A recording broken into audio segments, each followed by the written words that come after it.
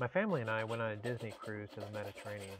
A not so well known activity that happens on most Disney cruises is a thing called Fish Extender Gift Exchange. Small groups of people swap information before the cruise, then they share gifts and meet each other on the ship, making some new friends.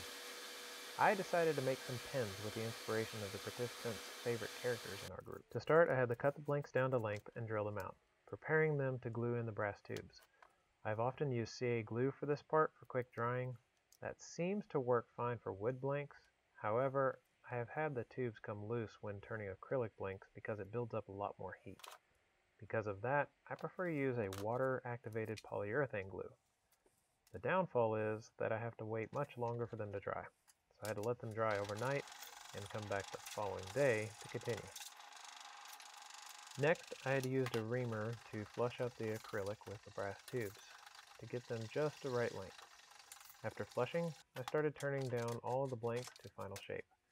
I save a lot of time by completing all of one step for all 10 pins before changing the setup for the next step. When turning acrylics, I tend to stay with carbide tools. They do heat up pretty quickly, but they hold a sharp edge for much longer. That sharp edge is what allows me to work through 20 different blanks back to back. Oh, also, I'd like to give a shout out to Ulfer Leather Goods Company. They have a nice apron, and they were able to engrave my logo in the leather. It's awesome to use while doing turning demonstrations, which I do from time to time at different events. As a matter of fact, I built this cart just for that purpose. It allows me to have everything needed to turn pins and other small projects anywhere I go. As a matter of fact, for the next step, I went outside. I brought the cart and everything out there, enjoyed the beautiful weather that we were having. I was going to do the whole project outside, but the day that I started, it was pouring down rain, so that started in the garage.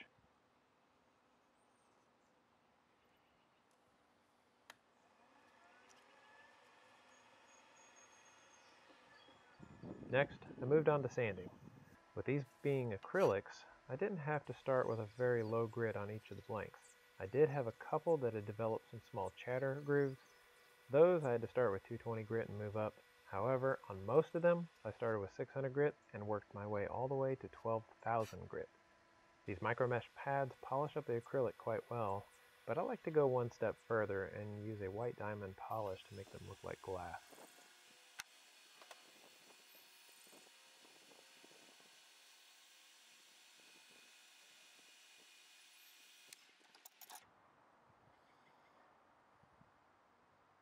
I used acrylics that I already had in stock, mainly due to my time constraints to get these completed.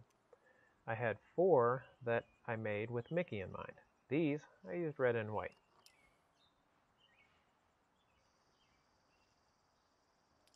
One person listed Donald Duck as a favorite. I found a blank that had a few different shades of blue and some white in it. This one is Aladdin inspired, with his bluish vest and off-white pants. Next, there was someone that likes Marvel, so I thought about a few different characters and decided to go with the Incredible Hulk with green and purple. This one is inspired by Stitch. Couldn't find a blank with just the right color, but this one was pretty close. Next, we have an interesting light green with Peter Pan as the inspiration.